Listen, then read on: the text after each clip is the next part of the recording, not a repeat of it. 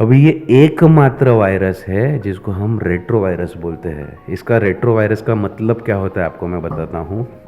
Normal जो virus होता है वो अपने डीएनए से सिंथेसाइज करता है आरएनए। करेक्ट। बट यहाँ पे ये अपना डीएनए सिंथेसाइज करता है आरएनए से। Okay. So that is why it is called a retro virus.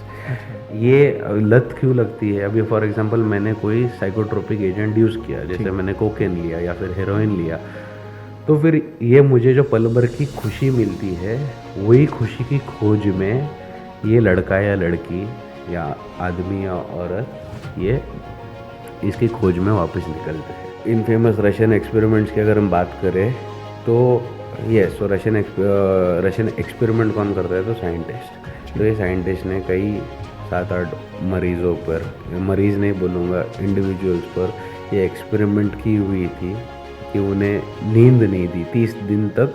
वो उन्हें सोने नहीं दिया 30 दिन तक। 30 डेज तक वो लोग सो नहीं पाए थे और उसकी वजह से उनके बिहेवियरल रिस्पॉन्सेस बहुत वाइल्ड हो चुके थे। दे वर टर्न इनटू ज़ॉम्बीज, मतलब इतना एग्रेसिव हो गए थे कि वो एक दूसरे को ही मार काट के खाने लगे। जय हिंद दोस्तों, स्वागत है आप सबका हमारे आज के पॉडकास्ट पे। दोस्तों, आप लोगों ने हमारा जो पिछला पॉडकास्ट था डॉक्टर शाश्वत शेरे जी के साथ, उसको बहुत सारे कमेंट्स के साथ आपने अपने अनुभव बताए। कुछ लोगों ने प्रशंसना की, कुछ लोगों ने अपने अपने अनुभवों के द्वारा अपनी अपनी दुर्गतियों के बारे में हमें बताया। हमारी ऑडियंस ने उस सब को बहुत अच्छे से पढ़ा है। आप ऐसे भी कमेंट्स देख सकते हैं जिनमें काफ़ी लाइक्स आए हैं। तो सबसे पहले मैं आप सबको उन सारे कमेंट्स के लिए और आपके इस अनुभव के लिए बहुत बहुत धन्यवाद कहता हूँ। दोस्तों, हमारे आज के पॉडकास्ट में जो हमारे गेस्ट हैं उनका नाम है डॉक्टर प्रतीक राणे। जी हाँ, one Prateek would be interviewing another Prateek. एक प्रतीक दूसरे प्रतीक का इंटरव्यू लेंगे। और डॉक्टर प्रतीक राणे जो हैं वो एक MBBS डॉक्टर हैं, वो फार्माकोलॉजी स्पेशलिस्ट हैं। वो खुद मुंबई के ही एक बहुत फेमस मेडिकल कॉलेज में डॉक्टर प्रतीक राणे जो हैं फार्माकोलॉजी पढ़ाते हैं। वो एक असिस्टेंट प्रोफेसर हैं। इसके अलावा उनका खुद का एक छोटा सा मेडिकल इक्विपमेंट सप्लाईज का एक स्टार्टअप भी है। तो डॉक्टर प्रतीक राणे ने हमको आज बहुत सारी जानकारी दी। तो फार्माकोलॉजी उन्होंने जो हमको समझाया है वो ये है कि फार्माकोलॉजी में हम इंसान के शरीर के ऊपर किसी भी प्रकार का मेडिसिन या ड्रग किस प्रकार से काम करता है उसको समझते हैं और उसका अध्ययन करते हैं। तो आइए दोस्तों, हम डॉक्टर प्रतीक राणे के मुंह से खुद सुन के समझते हैं कि इस फील्ड में क्या क्या रोचक जानकारियां हैं। और मैं आप सबको ये विनती करता हूं कि आपको अगर हमारा काम पसंद आ रहा है तो आप हमारे पॉडकास्ट को लाइक, शेयर और सब्सक्राइब ज़रूर करें। धन्यवाद दोस्तों।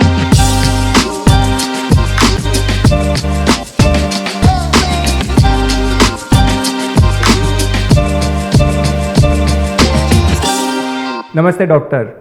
तो आप आज हमारे पॉडकास्ट पे आए, आपका बहुत बहुत स्वागत है। और मैं आपको धन्यवाद भी कहना चाहता हूँ कि आपने अपने स्केड्यूल में से समय निकाला और हमारे दर्शकों के लिए आप यहाँ पे आए हैं। Thank you so much. Thank you for inviting me Prateek. मैं आपसे सबसे पहले अनुरोध करूँगा कि आप अपना परिचय दीजिए और फिर हम आगे बढ़ते हैं। ओके, मेरा नाम doctor Prateek Rane. So I am an MBBS MD। मैंने मेरी MBBS की पढ़ाई की है, MD भी किया है, and I am an management graduate also. मैंने MBA in hospital administration and health care management में किया है। सो बेसिकली मैं एक प्रोफेसर हूँ सोमया मेडिकल कॉलेज में। मैं सेकेंड ईयर के MBBS के बच्चों को पढ़ाता हूँ एंड मेरा कोर सब्जेक्ट है pharmacology. That is my subject which I have specialised in. And मेरा एक खुद का कंपनी भी है called as modern health care private limited, which is doing turnkey contracts for hospitals. So हम टर्नकी सोल्यूशन देते हैं, right from civil infrastructure to medical equipments as well as the operations. So ये मेरी company की speciality है। और उसके अलावा हम नए जो ड्रग्स आते हैं मार्केट में उसके क्लिनिकल ट्रायल्स की सर्विसेज भी प्रोवाइड करते हैं फार्मास्यूटिकल कंपनीज को। Okay, that's a great job that you are doing. Yes. So आप फार्माकोलॉजी इस शब्द से ही शुरुआत करते हैं। आप हमको सबसे पहले ये बताइए कि फार्माकोलॉजी का एग्जैक्ट डेफिनेशन क्या होता है। फार्माकोलॉजी ये शब्द को आप दो टुकड़ों में बांटिए। फार्माको मतलब ड्रग्स और लॉजी मतलब स्टडी। तो ड्रग्स की स्टडी ये है, it's the basically study of drugs. So pharmacology को आप ऐसे समझ सकते हो। ओके तो एक आम नागरिकों में एक ऐसा देखा जाता है, वो कहते हैं कि फार्माकोलॉजी और फार्मेसी एक ही है। मैं फार्मासिस्ट हूँ, और जो मैं क्लियरिफाई करना चाहता हूँ, फार्मासिस्ट जो होते हैं वो स्पेसिफिकली स्टडी करते हैं ड्रग्स की, no doubt about it. But हम जो स्टडी करते हैं उनको फार्माकोलॉजी, फार्मासिस्ट को भी एक सब्जेक्ट होता है उनके सेकेंड ईयर में। ओके उनको वो कोलॉजी करके बोलते हैं, मतलब it's a pharmacology. But basically हम लोग पढ़ते हैं द स्टडी ड्रग्स की जो ये स्टडी है, it is how these drugs specifically act on human body. Okay मतलब तुम्हारा ड्रग शरीर को क्या करता है और शरीर में ये ड्रग कैसे एब्जॉर्ब होता है, कैसे मेटाबोलाइज होता है, कैसे डिस्ट्रीब्यूट होता है, कैसे एक्सक्रीट होता है। सो इसकी मॉलिक्यूलर लेवल पे स्टडी करते हैं फार्माकोलॉजिस्ट। एंड फार्मासिस्ट क्या करते हैं, बेसिकली दे आर, मतलब फार्मेसी की आप डेफिनेशन जानो तो it's the art and science of compounding and dispensing medications. Compounding and dispensing का क्या मतलब है, बनाना और बेचना। अच्छा। सो फार्मासिस्ट जो है वो मेडिकल शॉप्स में आपको दवाई देते हैं, फार्मास्यूटिकल कंपनीज में दवाइयाँ बनाने में हेल्प करते हैं। बट फार्माकोलॉजिस्ट जो होता है वो दवाई खाने के बाद वो ड्रग आपके शरीर में जाकर क्या प्रक्रिया करता है उसकी डिटेल स्टडी है ये फार्माकोलॉजी। दोनों में काफ़ी अंतर है और ये बहुत गलत अवधारणा है लोगों में। यस। सो बेसिकली अभी मैं आपसे बात भी कर रहा हूँ, सो कुछ ना कुछ प्रक्रिया मेरे शरीर में चलती है। ठीक है, अभी मुझे पसीना आ रहा है, मैं नर्वस हूँ, तो इट्स लाइक मेरी बॉडी की फिजियोलॉजी वैसी है। और अगर मैं अभी फार्माकोलॉजी का एकदम सरल उत्तर दूँ तो pharmacology is nothing but drugs जो आप यूज़ करते हो उससे होने मॉडिफाई होने वाली ये फिजियोलॉजी को फार्माकोलॉजी कहा जाता है। Okay. So basically modification of physiology is nothing but pharmacology. तो मैं इसमें एक हमारे जितने भी व्यूअर्स हैं उनके लिए करेक्शन करना चाहता हूँ। आप अपनी जगह पे सही कह रहे हैं, बट ड्रग्स का ये आप अर्थ मत समझिएगा कि ड्रग्स मतलब वो जो ड्रग्स माने जाते हैं, ये मेडिसिन की आप बात कर रहे हैं, राइट? मैं स्पेसिफिकली जो हम बीमार होने पर मेडिकेशन लेते हैं, मैं स्पेसिफिकली उस ड्रग्स की बात, राइट? तो मुझे एक बात पूछना है कि जब कोविड आया था 2019 के नवंबर के आसपास, तो उस समय पे, या ऐसा माना जाता है कि उससे पहले कोविड पे सब्सटेंशियल ऐसा कोई दवाई नहीं था, तो फार्माकोलॉजिस्ट ने कितनी अहम भूमिका निभाई ये भी बताइए, और इसमें इतना समय लगने का कारण भी बताइए। ओके। मैं आपको बताना चाहता हूँ, जब भी कोई नई दवाई आती है तो क्लिनिकल ट्रायल्स किए जाते हैं। तो ये क्लिनिकल ट्रायल्स के जो होते हैं ये फेजेस होते हैं। तो ये क्लिनिकल के ट्रायल्स के 5 फेजेस। अगर कोई नया मॉलिक्यूल है जो हम लोग इन्वेंट कर रहे हैं तो हमें फेज़ 0 से शुरू करना होता है। और अगर हम कोई एस्टेब्लिश्ड मॉलिक्यूल को हम कोई न्यू एविडेंस पेश करके या न्यू यूज़ रहेगा उसका, ऐसा कुछ मॉडिफिकेशन रहेगा स्पेसिफिकली वो ड्रग में, तो वो स्ट्रेट अवे फेज़ 3 से आप शुरू कर सकते हो। फेज़ 2 या फेज़ 3 से वो ट्रायल की शुरुआत होती है, बिकॉज फेज़ 0 और फेज़ 1 में ये लोग बेसिकली उसकी एफिकेसी और सेफ्टी देखते हैं। बट वो ऑलरेडी प्रूवन होती है एस्टेब्लिश्ड मॉलिक्यूल्स में, तो उन्हें ये सब करने की ज़रूरत नहीं है बिकॉज वो एस्टेब्लिश्ड मॉलिक्यूल है। और वो उसकी प्रक्रिया जो शुरू होती है प्रोसेस, वो फेज़ 2 फेज़ 3 से होता है। और अभी आपका प्रश्न पे आते हैं जो कोविड से संबंधित था। सो कोविड में मैं आपको बताना चाहता हूँ कि 5-6 इस्टेब्लिश्ड वैक्सीन्स जो थे, वो वैक्सीन्स जो थे वो न्यूली इन्वेंट किए गए। उनके जो मैकेनिज्म ऑफ एक्शन था वायरस को मारने के लिए, कोई डीएनए को मार रहा है, कोई आरएनए को मार रहा है, वो what ever the mechanism of action was. Covaxin था भारत बायोटेक का, कोविशील्ड था सीरम इंस्टीट्यूट का, अपने फाइजर का वैक्सीन सुना रहेगा, मॉडर्ना, ठीक। जैसे बहुत सारे वैक्सीन थे, ये न्यूली इन्वेंटेड वैक्सीन थे। Okay. बट अभी स्पेसिफिकली मैं आपको ड्रग्स की बात करूँ, जो हम लोगों ने टैबलेट्स और ये जो दूसरे ड्रग्स लाइक एजिथ्रोमाइसिन वगैरह खाए रह गए, वो एस्टेब्लिश थे बट नॉट फॉर कोविड। ये बेसिकली ड्रग्स को हम लोग ने रिपर्पस किया है। ठीक है, ये use this is basically repurposing of drugs. ये कोई नए ड्रग्स इन्वेंट नहीं हुए हैं। जैसे कि आपको एक सिंपल सा उदाहरण देता हूँ, फैबी फ्लू करके एक ड्रग फेमस हुआ था ग्लेनमार्क के तौर पे। तभी मैं डी वाई पाटिल में शिक्षक था, तभी वो ट्रायल डी वाई पाटिल में ही कंप्लीट हुई थी। अभी फैबी फ्लू तो फैवीपिराविर है, वो तो एस्टेब्लिश्ड मॉलिक्यूल है, बट उसने कोविड के वायरस को इनहिबिट किया था। ठीक है, मैं ये भी नहीं बोलूँगा उसने वो उसको कम्प्लीटली मारा, बट उसको उसके जो the virulence of the virus was reduced. अच्छा, तो उसकी जो पावर थी वो कम की। इसके लिए मैं ये नहीं बोलूँगा कि वो स्पेसिफिकली कोविड के लिए लाया गया ड्रग है, उसकी वायरुलेंस कम हुई है। सो ऐसे बहुत सारे ड्रग्स है, जैसे मोनोक्लोनल एंटीबॉडीज़ भी आए।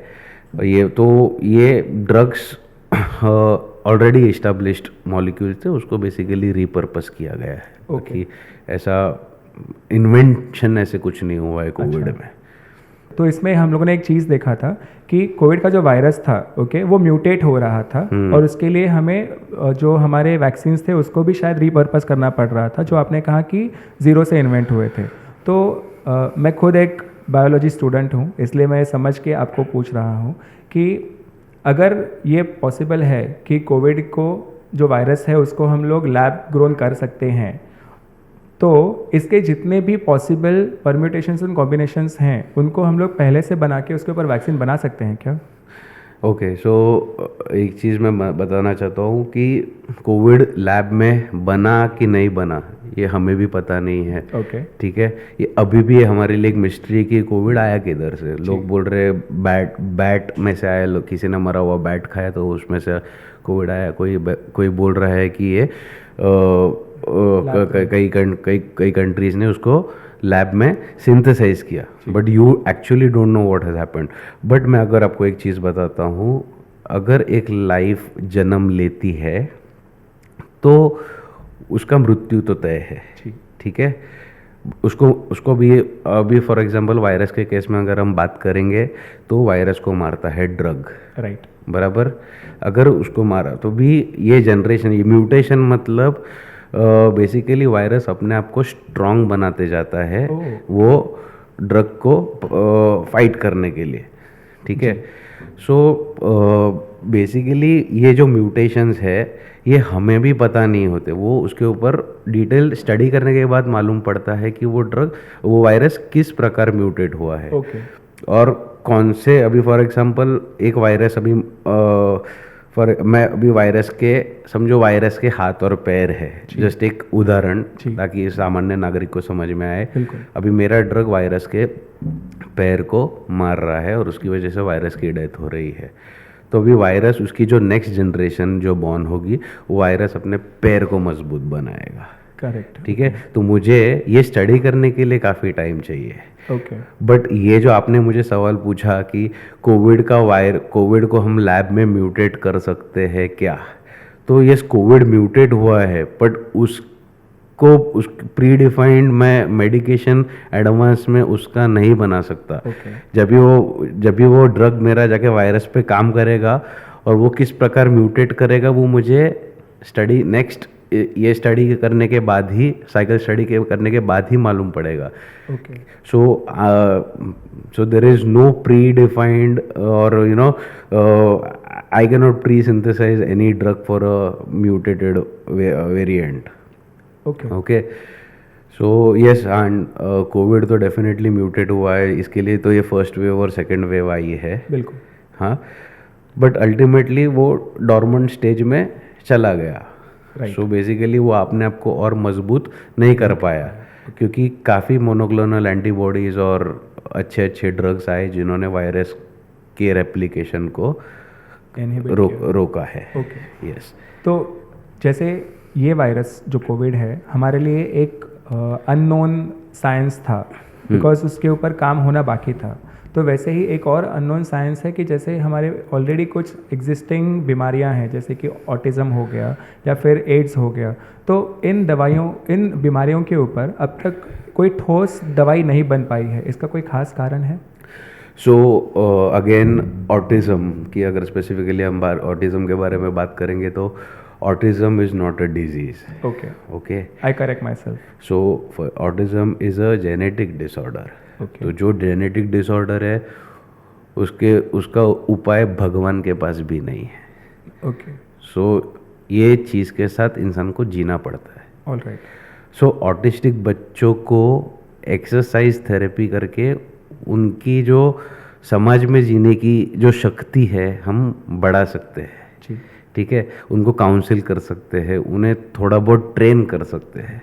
बट इस ऑटिस्टिक बच्चा एक नॉर्मल ह्यूमन इंडिविजुअल ही है जो हमारी तरह ही सांस ले रहा है, हमारी तरह खाना खा रहा है, बट उसके थोड़े से सोशल स्किल्स जो होते हैं वो कंप्रेस्ड होते हैं. और ऐसी कोई दवाई नहीं बनी है जो ये सोशल स्किल्स को एनहेंस करे.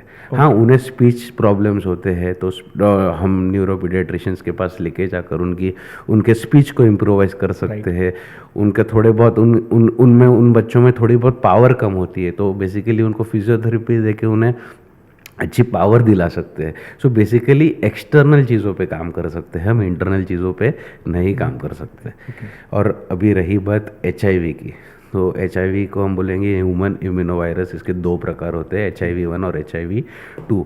और स्पेसिफिकली हम अगर इंडिया में बात करेंगे तो HIV-2 is predominant and the most dangerous and mostly seen in India and Africa. अभी ये एकमात्र वायरस है जिसको हम रेट्रोवायरस बोलते हैं. इसका रेट्रोवायरस का मतलब क्या होता है आपको मैं बताता हूँ. नॉर्मल जो वायरस होता है वो अपने DNA से सिंथेसाइज करता है RNA. करेक्ट.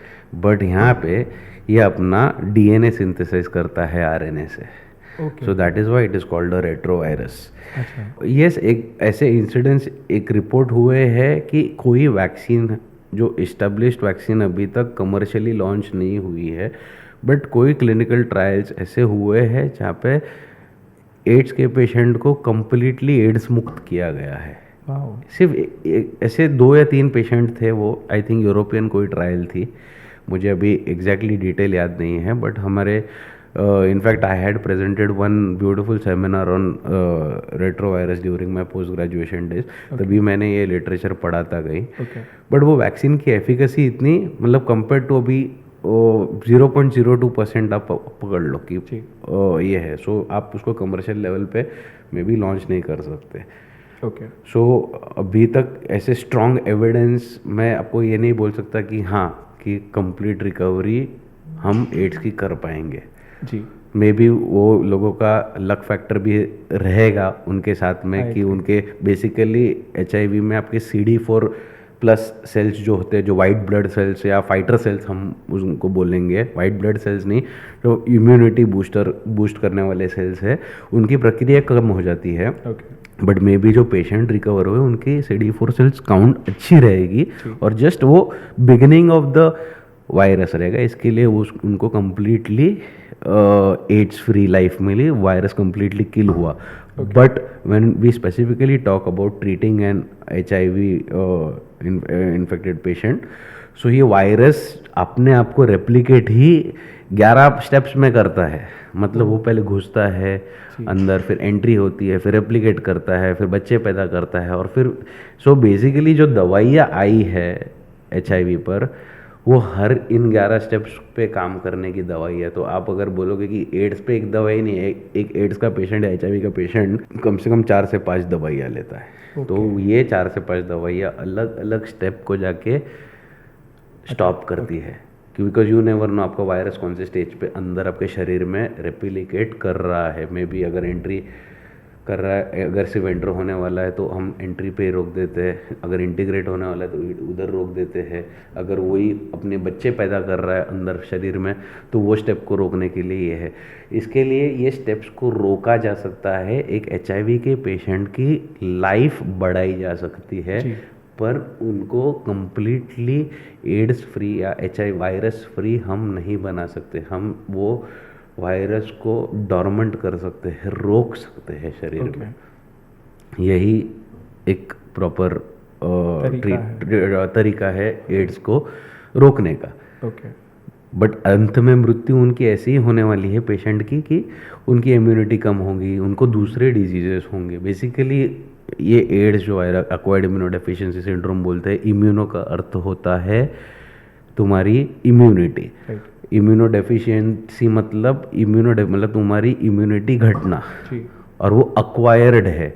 अब ये हुआ क्यों है? क्योंकि लोग अगर डॉक्टर्स को अगर होता है तो उन्हें उनके हॉस्पिटल में काम करते वक्त चलो नीडल प्रिक इंजरीज हुई, हाँ, तो ये डॉक्टर ऐसे शिकार होते हैं। नहीं तो नॉर्मल पॉपुलेशन जो है वो बहुत मल्टीपल सेक्सुअल पार्टनर्स और बहुत सारे जन के साथ संभोग करने के कारण ये हो सकता है। सो इसके ऊपर मैं यही कहना चाहूँगा, मेरा क्लोजिंग स्टेटमेंट ये रहेगा कि हम एड्स को कम्प्लीटली इरेडिकेट नहीं कर सकते, एटलीस्ट हम उसको नहीं कर सकते, हम उसको कंट्रोल ज़रूर कर सकते हैं। आपसे पहले हमारे पॉडकास्ट पे डॉक्टर शाश्वत शेरे आए थे। He is a psychiatrist, he is been working for 40 years. Okay, तो उन्होंने बात करते समय साइकोट्रोपिक ड्रग्स ये एक टर्मिनोलॉजी इस्तेमाल किया था।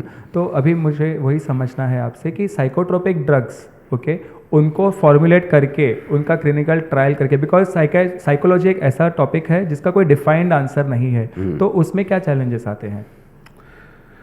साइकोट्रोपिक ड्रग्स ऑलरेडी इस्टेब्लिश्ड है। ओके। अभी साइकोट्रोपिक ड्रग्स कौन से हैं? तो जो आपके सेंट्रल नर्वस सिस्टम या फिर आपकी जो आपके ब्रेन को जाके जो स्टिमुलेट करते हैं, इनहिबिट कर, स्टिमुलेट करना मतलब जो उत्तेजित करते हैं या फिर आपको डिप्रेसिव बनाते हैं, ठीक है, तो उनको बोलते हैं साइकोट्रोपिक ड्रग्स। अभी साइकोट्रोपिक ड्रग्स एक सादा उदाहरण, एक कप ऑफ कॉफ़ी भी है, एक कप ऑफ टी भी है, एक सिगरेट भी है। तो सिगरेट में होता है निकोटीन, कॉफ़ी में होता है कैफीन, ठीक है, और बाकी जो ड्रग्स में जो आपको बात कर रहा हूँ वो मैं कोकेन, हीरोइन या मॉर्फिन की बात कर रहा हूँ, जो आपको एक यूफोरिक इफेक्ट दे सकते हैं। ये ड्रग्स ऑलरेडी इस्टेब्लिश्ड है, बट इनको हम मेडिकली यूज़ करते हैं। राइट। ऑब्वियसली मॉर्फिन की मैं स्पेसिफिकली बात करता हूँ, कोकेन और हेरोइन लोग अब्यूज़ करते हैं, ठीक है, तो ये हम मेडिकली यूज़ नहीं करते। हाँ, कोकेन ज़रूर पहले लोग यूज़ करते थे। कोकेन यूज़ किया जाता था साउथ अमेरिकन ट्राइब्स, जो लोग एंडीज़ में वगैरह रहते थे, वो बेसिकली उसको पेन किलर के तौर पे वो यूज़ करते थे, या फिर बेसिकली वो पेन सेंसेशंस को कम करता था कोकेन। अगर आप कई पिक्चर भी देखेंगे तो उसमें कोकेन अब्यूज़र्स, फॉर एग्जांपल अब वुल्फ ऑफ वॉल स्ट्रीट एक खूबसूरत मूवी आई थी, उसमें आपने लियोनार्डो डाइकाप्रियो को देखा रहेगा कि वो कोकेन के नशे में उसको लोग मारते हैं, उसकी गाड़ी का एक्सीडेंट होता है, फिर भी उसे मालूम नहीं पड़ता, बट और दूसरे दिन उसको दर्द महसूस होता है। सो फॉर टाइम बिंग वो तुम्हारे पेन को कोकेन ने इनहिबिट किया है। बट ये कोकेन की अब्यूज़ पोटेंशियल की वजह से कोकेन को पहले लोगों ने नहीं मतलब हम लोगों ने मेडिकली उसको यूज़ नहीं किया। सो रही उनको यूज़ में लाने की बात, तो जैसे लॉकेंट की ड्रग्स है, मॉर्फिन जैसे मैं बोलता हूँ, वो अल्टीमेट लेवल के पेन किलर्स है, वो ऑलरेडी इस्टेब्लिश्ड है। पेन किलर्स है डेफिनेटली, जैसे फेंटानिल आया हुआ है, जो अभी आजकल लोग even pre op and post op pain को क्योर करने के लिए यूज़ करते हैं पैचेस के तौर पे, but again these are highly prescribed medications. So what was your question? So coming back to the question, वो ये था कि साइकोटिक ड्रग्स तो हमें जानकारी है, हाँ. तो एंटी साइकोटिक ड्रग्स अभी जब हम लोग बनाते हैं, ठीक है, जब फार्मेसी कंपनीज, तो इसके ट्रायल्स में, टेस्ट में कितना चैलेंज आता है?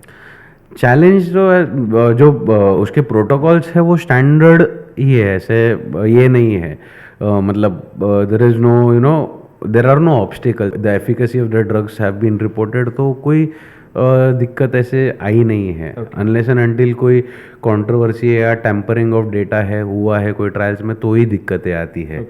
और आपने मुझे क्वेश्चन पूछा था कि कोविड के समय आपको कुछ दिक्कत आई थी क्या? हाँ, तो कोविड में हमें फास्ट ट्रैक अप्रूवल लेने के लिए दिक्कत आई थी, बिकॉज हमें ये फेज़ 2 फेज़ 3 के ट्रायल्स के टाइम पे जो अप्रूवल्स लेने थे DCGI के वगैरह, ये तभी डेफिनेटली वैक्सीन कंपनीज को दिक्कत आई रहेगी, बिकॉज टाइम फ्रेम कम था। सो रेगुलेटरी अप्रूवल्स लेते वक्त yes, because of compress time frame, हाँ, तो दिक्कतें आई थी, बिकॉज एक फेजेस, जब भी हम फेज वाइज प्रोसीड करते हैं, तभी एक डॉक्यूमेंट आने को एक क्लिनिकल ट्रायल रिसर्च यूनिट में कम से कम 1.5 से 2 महीने लगते हैं, बट हमारी गवर्नमेंट ऑफ इंडिया ने तभी काफ़ी सपोर्ट किया एंड यस एविडेंस के तौर पे उन्होंने अच्छा एविडेंस प्रेजेंट करने के बाद उन्होंने इमीडिएटली उन्होंने अप्रूवल दिया।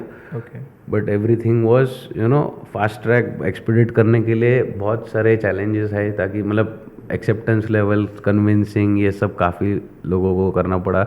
एक बहुत ही खूबसूरत मूवी भी बनाई गई है इसके ऊपर, वैक्सीन वॉर, वैक्सीन वॉर करके एक मूवी है, तो आप वो देखिए तो डेफिनेटली कौन कौन लोगों ने कितना कितना क्रिटिसाइज़ किया है आपको डेफिनेटली मालूम पड़ेगा। Because we are still considered as a third world.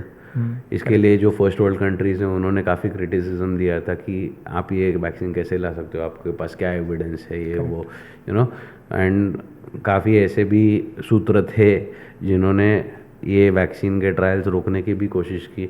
सो आप बेसिकली ये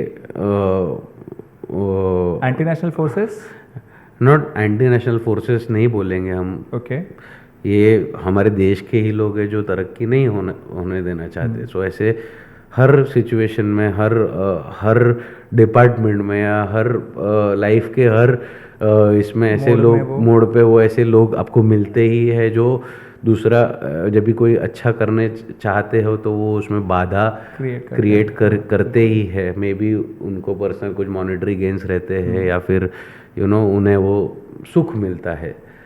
सो अगेन मैं ऐसे किसी के ऊपर ये नहीं कर रहा हूँ, बट ऐसे डेफिनेटली हुआ तो है। सो एंड यही एक्टिविटीज़ लोगों की, यही एक्टिविटीज़ की वजह से काफ़ी स्ट्रिंजेंट रूल्स मेडिकल सप्लाईज के वगैरह ऊपर लाए गए थे।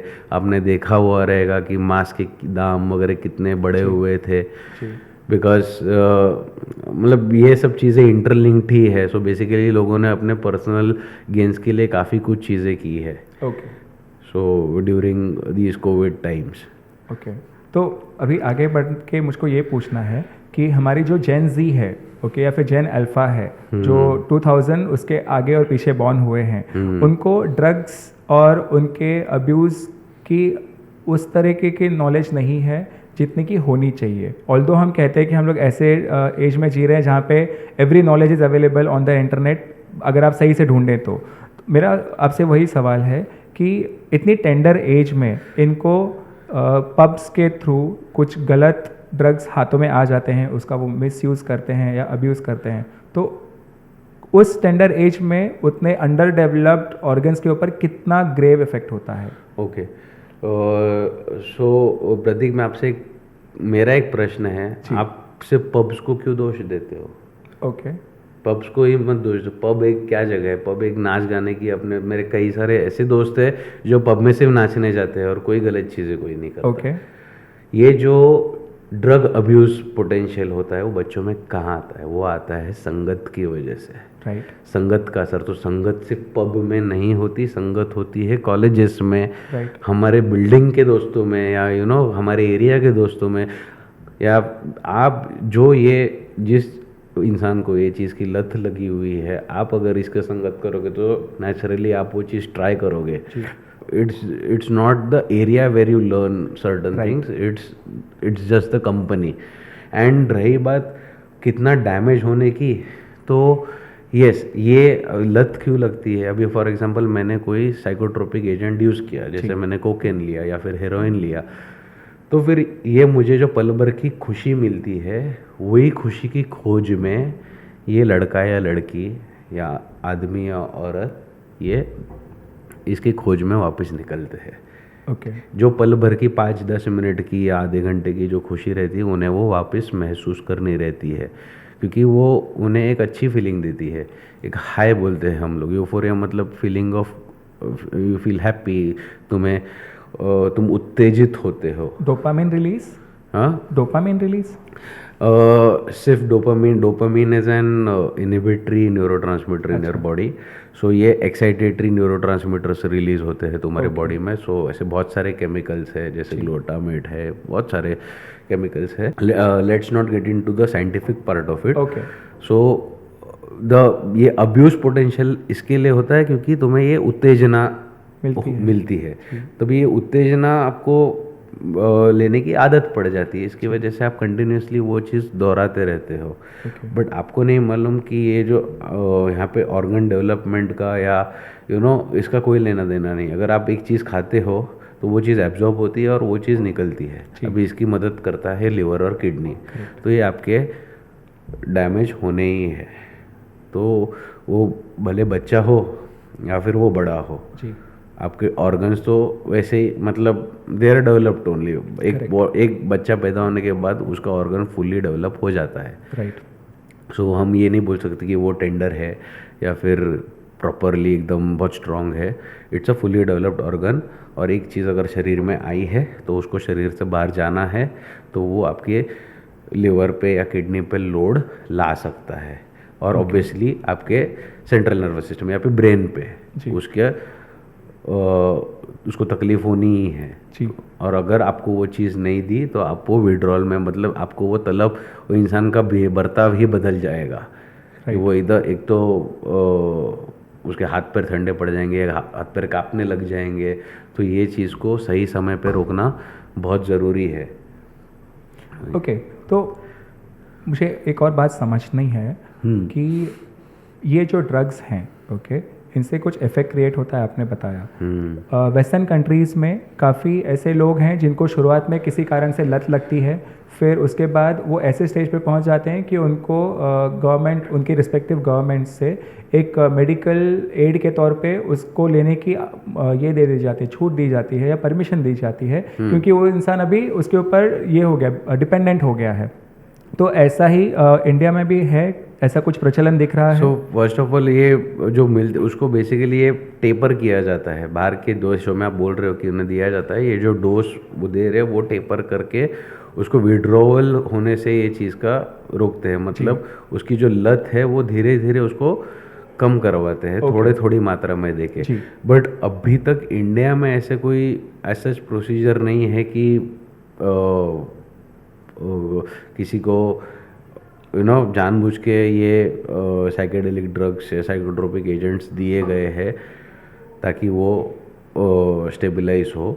बट यस, हम लोग जो गांजा की बात कर रहे हैं, स्पेसिफिकली मेडिकल मैरिजुआना बोलते हैं, मैरिजुआना को हम मेडिसिनल पर्पस के लिए यूज़ कर सकते हैं क्योंकि उसके बहुत सारे अच्छे प्रूवन इफेक्ट्स भी है कि ताकि वो आपका फैट लॉस में हेल्प कर सकता है, आपका मेटाबॉलिज्म बढ़ाता है। It is a proven anti cancer agent also. Yes, some of the literature have said that कि it has help to reverse cancer, but only after prescription. But only after prescription and only psychiatrists are allowed to prescribe those drugs. ये कोई साधारण doctor मेरे जैसा नहीं कर सकता। Okay, एक बहुत फेमस टर्म है, ओके, मैं वो टर्म आपको बताता हूँ एंड आप उसके ऊपर आगे जानकारी दीजिए।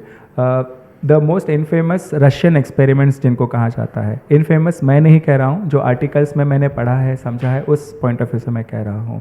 तो पहली बात तो ये बताइए कि इसमें एक्चुअली क्या किया गया था, और आगे ये भी बताइए कि आज तक की हद जो है वो यहीं तक ही है या इससे भी आगे कोई गया है?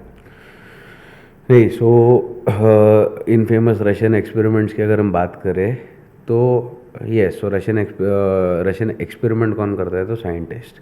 तो ये साइंटिस्ट ने कई 7-8 मरीज़ों पर, मरीज़ नहीं बोलूँगा, इंडिविजुअल्स पर ये एक्सपेरिमेंट की हुई थी कि उन्हें नींद नहीं दी 30 दिन तक, वो उन्हें सोने नहीं दिया। 30 दिन तक? 30 डेज तक वो लोग सो नहीं पाए थे और उसकी वजह से उनके बिहेवियरल रिस्पॉन्सेस बहुत वाइल्ड हो चुके थे। दे वर टर्न इनटू ज़ॉम्बीज, मतलब इतना एग्रेसिव हो गए थे कि वो एक दूसरे को ही मार काट के खाने लगे, just because they were sleep deprived for 30 days. तो उनके ऊपर कुछ ऑब्वियसली ड्रग्स यूज़ किए गए रहेंगे। It was clinical experiment, but उससे भी कहीं ज़्यादा टॉर्चर किया गया था जर्मन्स ने ज्यूज़ पर कॉन्सेंट्रेशन कैंप में।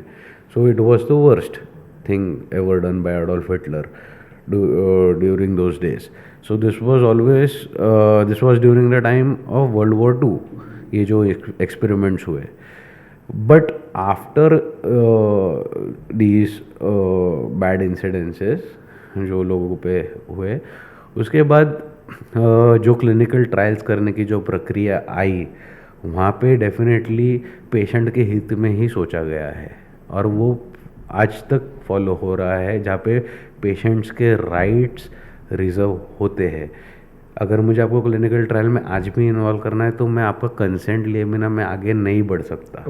और अगर आप कंसेंट देते भी हो क्लिनिकल ट्रायल में तो वो पूरी मेरी रिस्पॉन्सिबिलिटी है, एक फार्मास्यूटिकल कंपनी की रिस्पॉन्सिबिलिटी होती है कि वो आपको हेल्थ वाइज भी कवर करे। अगर आप कोई दवाई के कारण आपको साइड इफ़ेक्ट हुए, आप मरने की कगार पर हो, तो आपको अच्छे से ट्रीटमेंट दे, और अगर आपके साथ दुखद घटना होती भी है तो आपको प्रॉपर एक कॉम्पनसेशन दे दे। मेरे परिवार को, मतलब मेरे बाद यस आपके बाद परिवार को अच्छा खासा कॉम्पनसेशन भी मिले।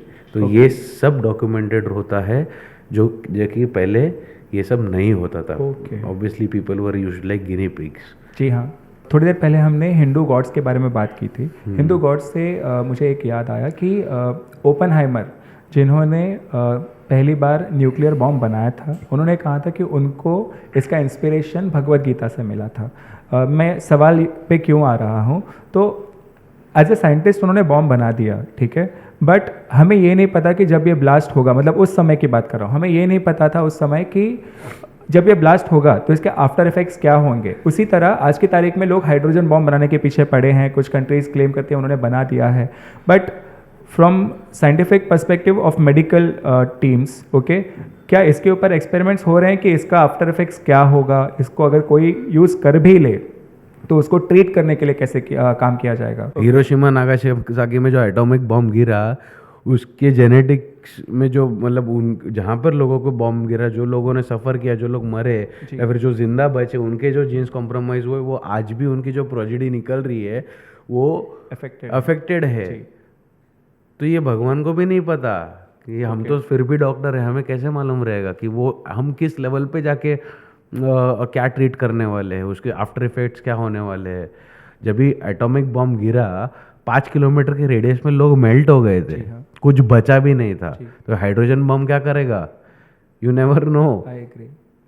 सो how can we well in advance prepare, हम अच्छे से अच्छा अस्पताल बनाए, आपको मेडिकल फैसिलिटीज दे, बट वो सिम्टम्स यार क्या होने वाले हैं, पेशेंट दुनिया बचेगी भी भी नहीं, हमें वही नहीं मत पता। वो बम गिरने के बाद मे बी अर्थ कल डिस्ट्रॉय हो जाएगी।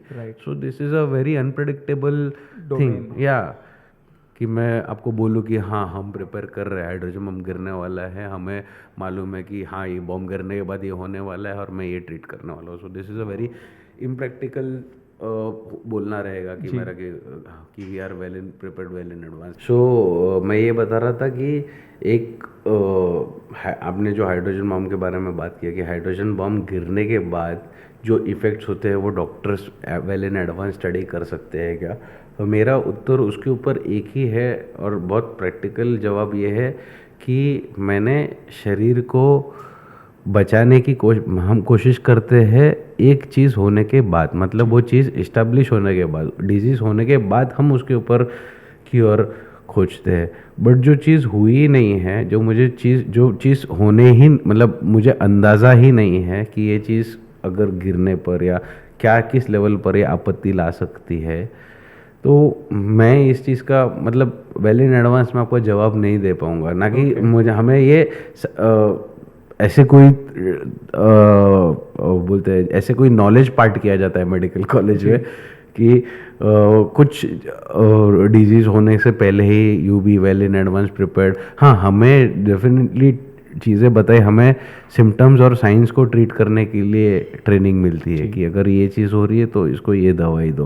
बट जो चीज़ हुई ही नहीं है उसके ऊपर मेरे हिसाब से मैं कमेंट करना सही नहीं रहेगा। ओके, तो आपने इंट्रोडक्शन में बताया था कि आप मेडिकल कंपोनेंट्स जो हैं और मेडिकल इक्विपमेंट्स जो हैं उनका आप सप्लाई भी करते हैं, you have your own company for that. तो मैं आपको एक उदाहरण देता हूँ। एक दिवाली के आसपास पिछले साल एक न्यूज़ बहुत फेमस हुई थी, this was in northern part of this country, कि कोई एक ऐसे डॉक्टर थे जिन्होंने सपोजेडली, मतलब ये जो अखबार में आया था वो मैं आपको बता रहा हूँ, सपोजेडली 600 मरीजों के हार्ट में फेक जो पेस मेकर्स हैं वो फिट किए थे। तो पहली बात तो since I am also from biology, तो मुझे इतना पता है कि वो फेक मतलब फेक कैसे होते हैं वो मैं खुद समझ नहीं पाया हूँ, क्योंकि वो आर्टिकल बहुत संक्षिप्त में था। तो पहले वो फेक का डेफिनेशन भी समझाइए, और उसके बाद ये भी समझाइए कि पेशेंट्स को अगर अपने लिए बेस्ट इक्विपमेंट लाना है तो उसके लिए कैसे मालूमात की जा सकती है। ओके, तो मेरा काउंटर क्वेश्चन है कि वो एस्टेब्लिश डॉक्टर था जिसने ये किया है जी। या क्वैक था? क्वैक मतलब जो फर्जी डॉक्टर हम बोलते हैं, वो फर्जी डॉक्टर था। तो न्यूज़पेपर के आर्टिकल में तो यही आता है कि वो एस्टैब्लिश डॉक्टर था because he was a surgeon as well.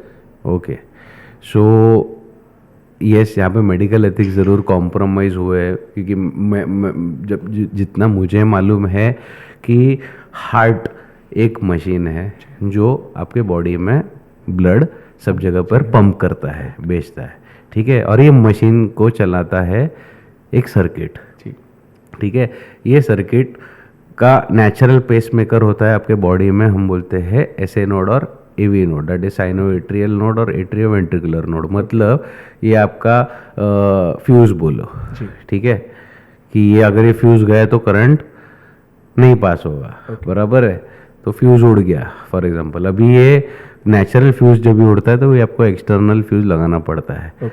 अभी अगर आप फ्यूज जब भी कनेक्ट करोगे, ठीक है, तो वो आप फेक बोलना चाहते, एक तो वो अगर फेक रहता तो वो first of all in first place उसका हार्ट चालू ही नहीं होता, बिकॉज ऑब्वियसली फ्यूज जब तक काम नहीं करेगा, जब तक इलेक्ट्रिकल इम्पल्सेस हार्ट तक पहुंचेंगे नहीं तो हार्ट एक तो शुरू ही नहीं होगा, ठीक है।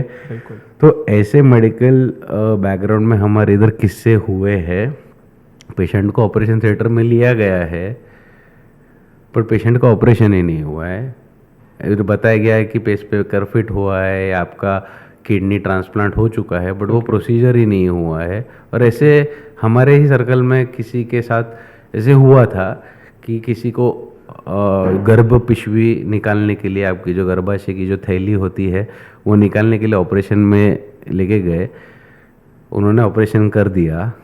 और जब भी वो उनके जब वो मरीज़ फॉरेन कंट्री में, बाहर के देश में चला गया, तभी उन्हें पता था कि उनके पेपर पे तो लिखा है कि यूट्रस निकाला हुआ है, बट यूट्रस उधर ही था, इट वॉज प्रेजेंट देयर।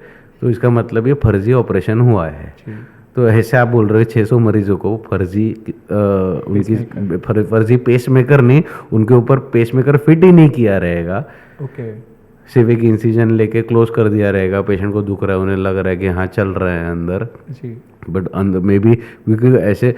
या फिर एक और चीज़ हो सकती है कि सब स्टैंडर्ड क्वालिटी का कुछ यूज़ किया हो, कि वो चला हो और इमीडिएटली बंद हो गया हो। सो ये भी पॉसिबिलिटी है कि मैंने आज एक लगाया, वो 10-15 दिन चला और उसके बाद वो चीज़ बंद हो गया और मृत्यु हो गई पेशेंट की। तो हम जैसा कि जानते हैं कि भारत में आज भी काफ़ी बड़ी मात्रा में लोग देहात में रहते हैं, गांव में रहते हैं, वो उतने ज़्यादा सक्षम नहीं होते ये सब समझने में जितना आप समझ पा रहे हैं, या मैं एक शहर में रहने वाला इंसान समझ पा रहा हूँ। तो उनको अगर ये समझना है कि हमारे पेशेंट के शरीर में सब स्टैंडर्ड मटेरियल फिट किया जा रहा है, तो वो कैसे जान सकते हैं? एक कॉमन मैन के लिए ये जानना असंभव है। इट्स इम्पॉसिबल कि मैं कौन से मटेरियल यूज़ कर रहा हूँ, क्या कर रहा हूँ। तो यही एक बोलते हैं कि वो अगर कोई चीज़ ऑब्वियसली अगर स्टैंडर्ड चीज़ होती है तो ऑब्वियसली स्टैंडर्ड चीज़ बनाने के लिए उस पर खर्चा किया जाता है, और नेचुरली वो चीज़ महंगी आप देते हो लोगों को। बट वही कई बिजनेसमैन ने अपना मटेरियल सब स्टैंडर्ड यूज़ किया है और उसके कॉस्ट कम किए ताकि उसका माल बिक जाए। ये लोगों को समझता नहीं है, बिकॉज वो अपनी कॉस्ट इफेक्टिव मेंटालिटी के ओर से सोचते हैं और सस्ती खरी चीज़ें खरीदने, affordability, yes, that's a factor. और तभी वो चीज़ नहीं समझ पाते कि वो कौन सी क्या लेवल की चीज़ यूज़ करके वो चीज़ बनाई गई है।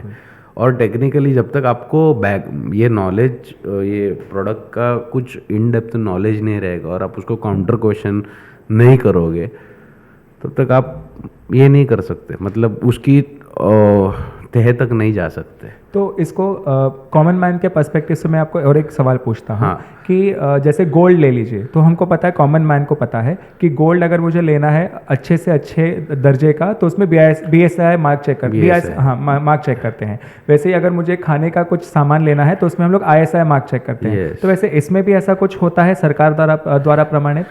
यस, लाइफ सेविंग डिवाइसेस के लिए यूरोपियन यूनियन के सर्टिफिकेट्स रहते हैं, CE अप्रूव्ड, US FDA के क्वालिटी पैरामीटर्स रहते हैं जो मेडिकल इक्विपमेंट्स में फॉलो किए जाते हैं।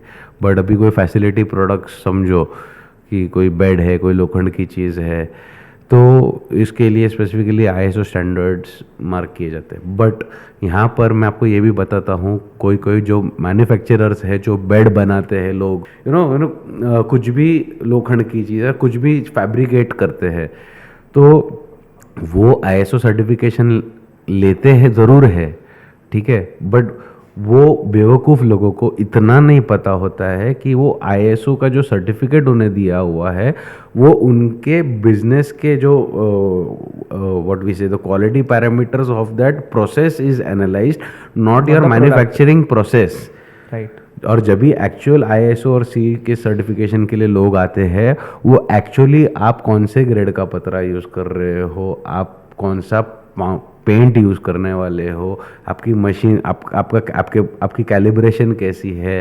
सो ये टेक्निकल पैरामीटर्स पे पूरा पोस्टमार्टम किया जाता है। सो ये इन डेप्थ एनालिसिस होने के बाद ये ISO और CE के जो सर्टिफिकेट है या फिर ब्यूरो ऑफ इंडियन स्टैंडर्ड के जो सर्टिफिकेट है, BI सर्टिफिकेट, तभी मिलते हैं। बट कोई कंपनीज है जो ISO ये 5-6 हज़ार वाली जो सर्टिफिकेट्स होती है, वो उनके क्वालिटी प्रोसेसेस जो रहते हैं, मतलब ये अपनी बिलिंग कैसे करते हैं, technical processes of the business, वो उस चीज़ के लिए वो ISO सर्टिफिकेट, बट वो कहीं और गलत तरीके से डिपिक्ट करते हैं। हाँ, वो गलत तरीके से डिपिक्ट करते हैं कि मेरा जो प्रोडक्ट है वो ISO सर्टिफाइड प्रोडक्ट है। I agree.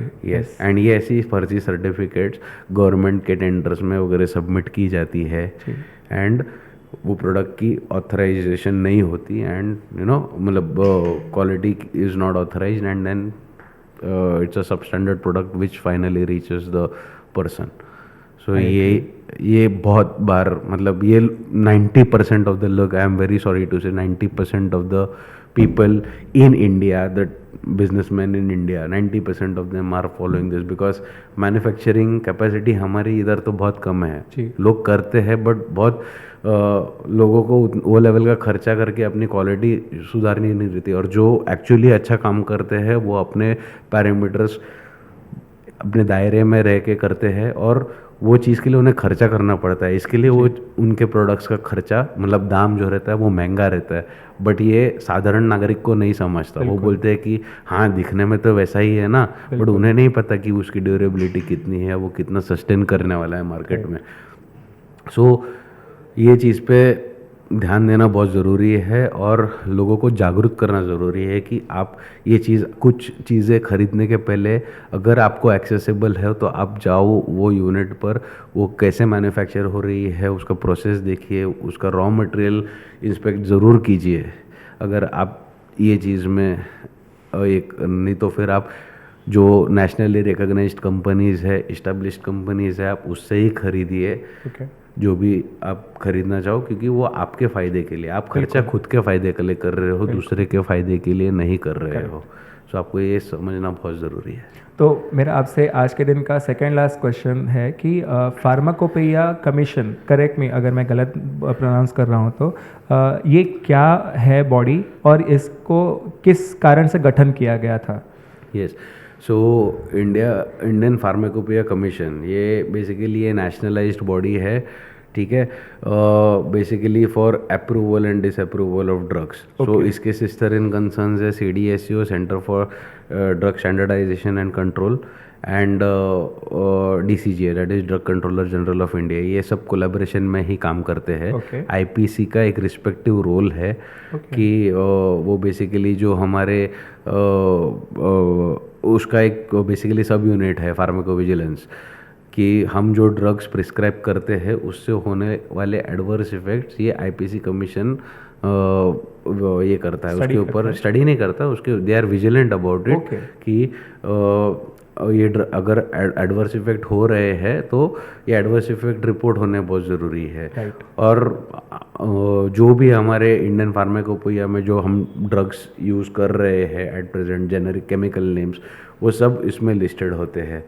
और ये body basically it acts as a administrative body for the approval and disapproval of the drugs, working in close collaboration with CDSCO and DCGI. Pan India. Yes, Pan India. The father of the all the bodies is DCGI. Okay. And the CDSCO.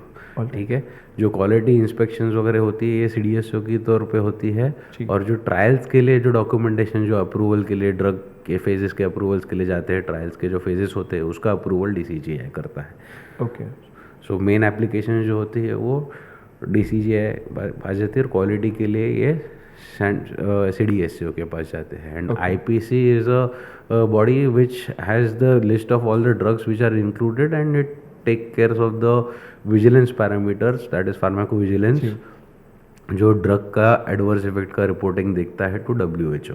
और ये WHO intern report करता है ये pharmaceutical companies को कि भाई तुम्हारे drugs में प्रॉब्लम है, तुम ये बैच में सुधारना करो।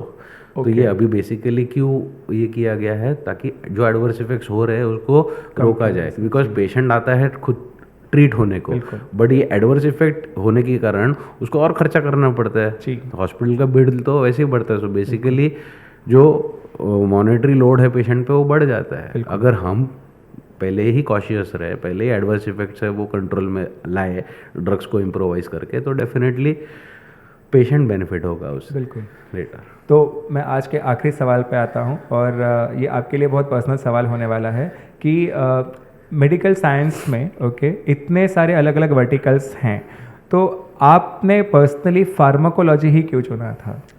ओके, सो मैं ये बताना चाहूँगा कि मेरा जो पहला interest during my MBBS days, मुझे I was very fascinated with orthopaedics, looking at the orthopaedic surgeons. मेरे काफ़ी दोस्त थे, and me being you know अच्छा मतलब हैवी पर्सनैलिटी, ऑर्थोपेडिक्स का काम भी बहुत हैवी होता है, उन्हें लिटरली मतलब हैमरिंग करना पड़ता है पेशेंट लोग ट्रीटमेंट करते वक्त, you know they should be a good built basically उनका ये। सो मैंने हमेशा मुझे वैसे ही ये किया, मतलब बट अनफॉर्चुनेटली मेरे साथ एक ट्रेजेडी हुई।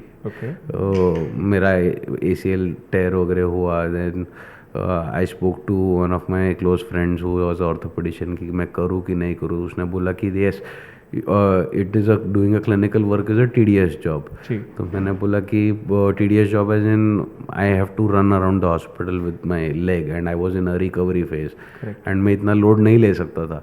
तो इसके लिए I had to change my mind and choose pharmacology. अभी मैंने फार्माकोलॉजी क्यों चूज़ किया, तो I had a influence of a teacher in my life where she actually inclined me to study this drug, मतलब the subject of drugs in detail.